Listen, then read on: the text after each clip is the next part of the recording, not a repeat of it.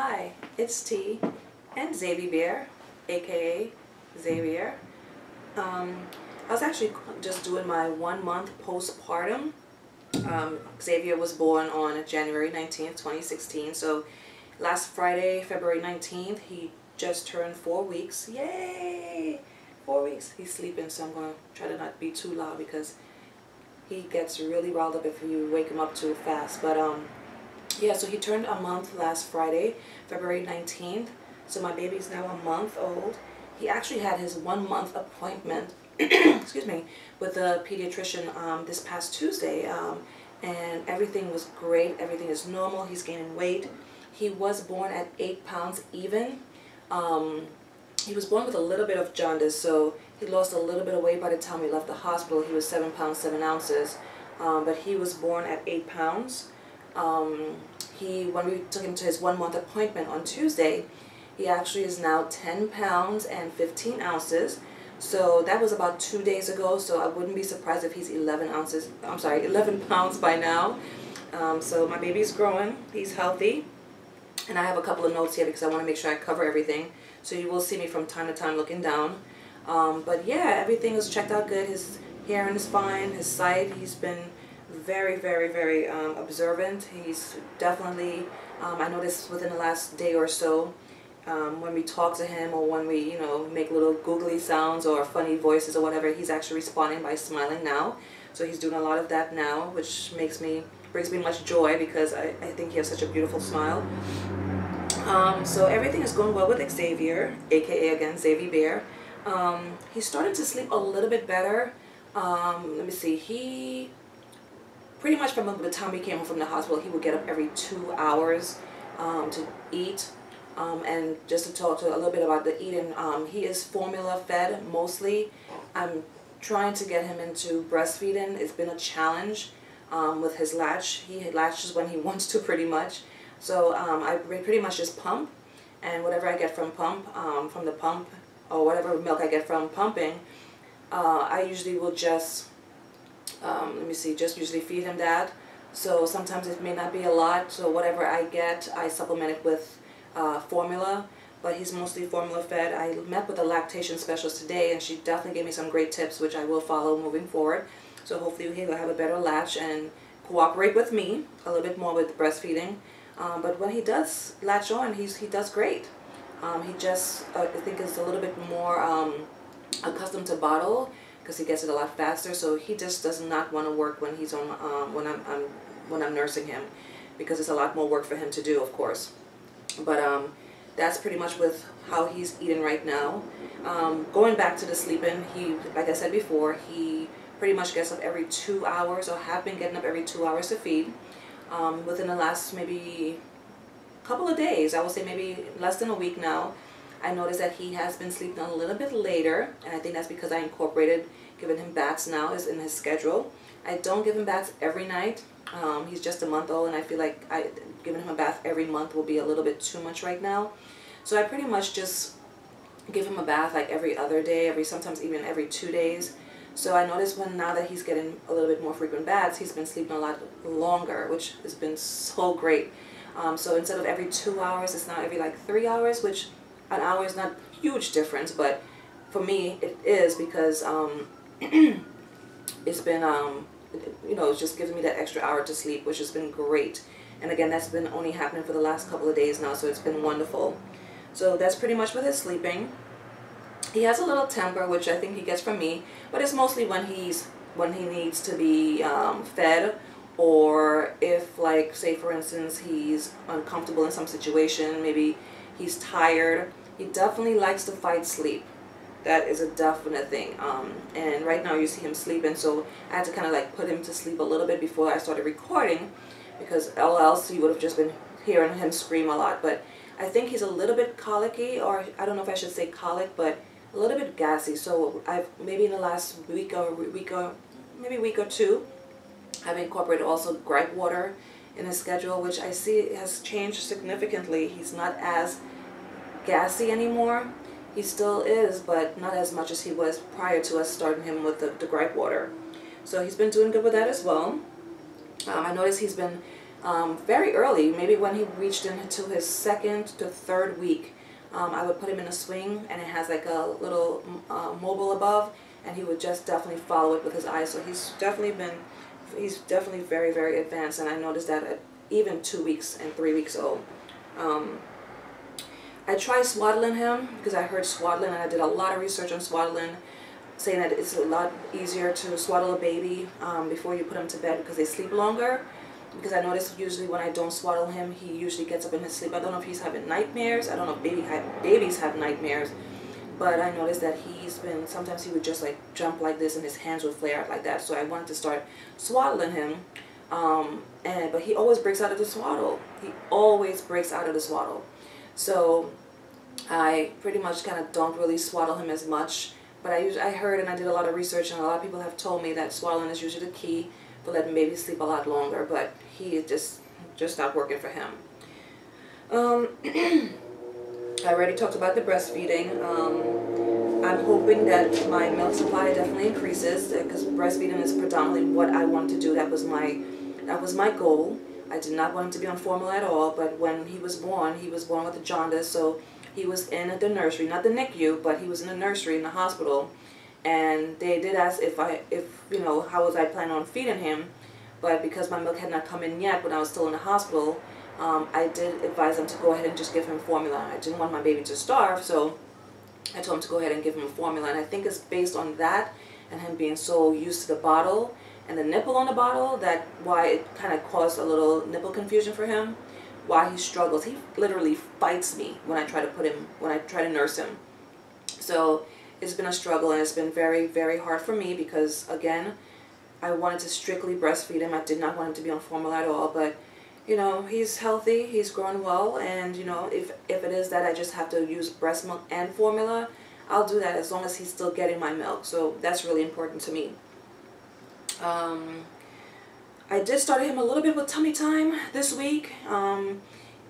He's not really liking it too much, but I know I have to do it a little bit more and put him on a schedule to do it a little bit more, so at least that way he can have that tummy time. I did have a cesarean. It was not a planned cesarean. I was exactly 40 weeks. My doctor had advised that he wanted to induce us. So we went for my last doctor's appointment on Monday, January 18th. And then that's when my doctor did advise me that they wanted us to go ahead and induce. They were going to actually induce us on Tuesday, the 19th, which is actually what his due date was. So he was born on his due date. But they told me that they wanted me to go in on Monday evening at 7 p.m. So we went home after our appointment, and we pretty much just relaxed a little bit and got ready. My hospital bag was packed, his diaper bag was packed, my husband's bag was packed. So we pretty much got something to eat, because they told us to eat at a certain time, because just in case we have to, you know, anything comes up surgically where I may have to have a cesarean, they wanted me to have an empty stomach. So we ate early enough where we can do that. And then once, you know, we weren't actually far from the hospital, so it usually takes us about 10-15 minutes to get to the hospital from my house. So it wasn't a long drive. We left at like 6:45 and we were there by like 6:50, so, or 6:55. So we got admitted and everything went well. I, you know, progressed. I was progressing really well. I went in at 6 centimeters at 7 p.m. They started to, what you would call it, they wanted to soften my cervix, so they gave me Cervidil at 8:15. I went from 1 centimeter, and I'm sorry if you hear the background noise, there's a motorcycle passing by. And I'm in the office right now, which is facing the front of a busy street. But anyway, so yeah, they wanted to soften my cervix. So I dilated really fast, and I'll go over my labor delivery story with you guys in another video, so I'm not going to go into it too much right now. But it was not a planned cesarean. And it was not an emergency cesarean either. They call it what they call it, my doctor called it, an add-on. So it wasn't an emergency, or it wasn't planned. It was very disappointing. I did not go in with a plan, a birth plan, because I always know that if you go in with a birth plan, there's times where you can be disappointed when it doesn't go your way. So I was pretty much open to everything and anything. But I was still disappointed that I had to have a cesarean, because I would have liked to experience a vaginal birth. But that was that. But again, I will go into that more in a video with my husband and I. and maybe baby too, if he cooperates with us like he's cooperating right now. But I'm going to do a labor and delivery story to kind of go over that a little bit more with you guys. My cesarean, though it was very, very rough going through the whole surgical procedure, I actually, after I left the hospital, because I was in hospital from Monday, again, January 18th, and we left the Friday afternoon, around 1 p.m. in the afternoon on Friday the 22nd. So we were pretty much in the hospital all week. And thankfully, Xavier was able to leave with us, and his jaundice had cleared out by the time we left the hospital on Friday, so he was able to leave with us. And that was my biggest fear, is having to leave the hospital without him. So thankfully, I didn't have to go through that, because besides the jaundice, he was pretty much a healthy baby. Thank God. Let's see, what else? Yeah, so yes, surgery it was hard going through that, and the recovery was actually really well after a week.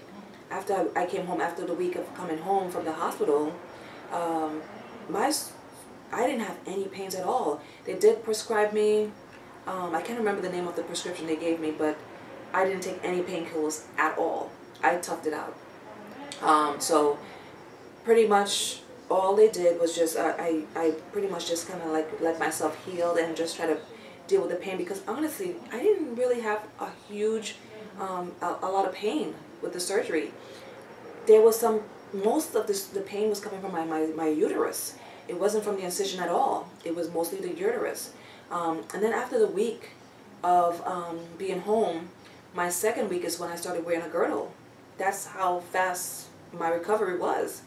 I didn't wear it for long periods of time because I didn't want to go overboard and cause any complications. But by my second week after coming home from the hospital, I was wearing my girdle.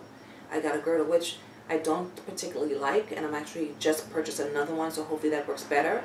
It's more of a corset type of girdle, so I'm hoping that would work better. Because the one that I have is kind of like a waist clincher type of thing, and I really don't like that one at all. So as soon as the other one comes through the mail, which I got from Amazon, I'm hoping that would work better and, create a lot, my stomach to go down a little better.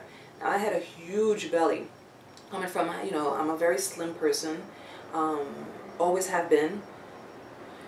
Six-pack, all the good stuff. So I had a six-pack, and coming from a six-pack to an incredibly huge belly, and I had a huge belly.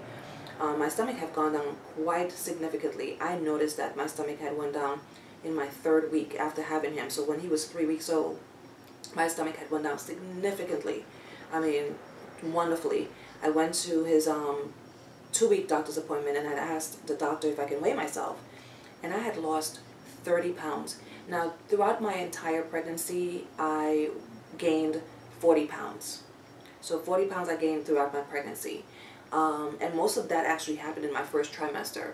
I didn't throw up or had morning sickness, but I did have, I did have morning sickness, but I didn't throw up. So I asked my doctor in my first trimester, what can I do to prevent this? And they say it's really not much, but they have heard that eating carbs always helps towards, morning sickness. So my first trimester, I scarfed down a lot of carbs. And that's where most of my weight gain occurred, was in my first trimester. Second and third trimester, it was not that much. I was gaining like a pound once I got to my appointment, started being like every week or every 2 weeks, I was gaining either 0 to 1 pound. So considering the fact that I had an 8-pound baby, I had not gained that much weight after my first trimester. So yeah, I gained a total of 40 pounds. And most of that, of course, was baby and all that other stuff that was going on inside of me. I lost 30 of that in week 3.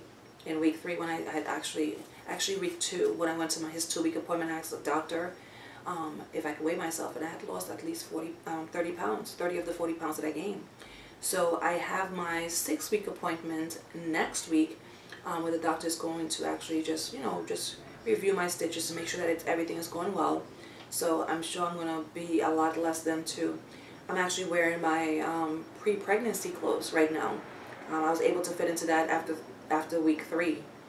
During week 3, I started wearing my pre-pregnancy clothes. So yeah, I pretty much lost the weight a lot.